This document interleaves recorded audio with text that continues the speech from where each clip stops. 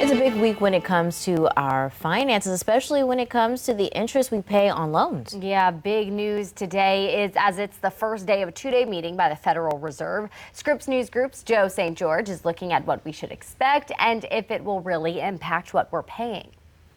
You soon could be getting a little relief when it comes to paying off your debt. That's because the Federal Reserve is forecasted to cut interest rates this week. The two-day interest rate meeting begins Tuesday, with the Fed's decision set to be announced Wednesday afternoon.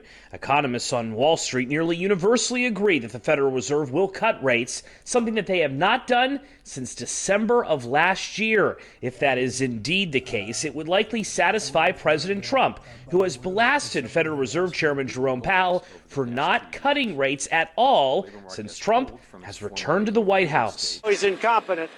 The Fed chairman's incompetent. The meeting comes at a pivotal time for the economy. Consumer sentiment is down. The cost of living in some sectors is up. Meanwhile, the job market for many has slowed. While interest rates are usually kept high to prevent or lower high inflation, economists are expecting a cut because inaction by the Fed, many believe, could do further harm to the economy. Chairman Powell's Wednesday press conference about the economy is expected to provide more clarity as to where the Federal Reserve believes our economy may be heading, with the possibility that Powell could indicate how many more cuts he could see on the horizon the rest of the year. Now, late Monday, an appeals court did rule that Lisa Cook, who President Trump is attempting to fire over accusations of mortgage fraud, that court ruled that Cook can remain on the Federal Reserve during this week's meeting. It will also be the first Federal Reserve of a newly appointed member of the board by President Trump.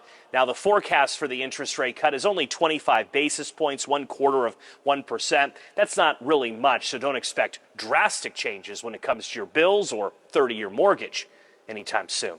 Joe St. George, Scripps News Group, Washington.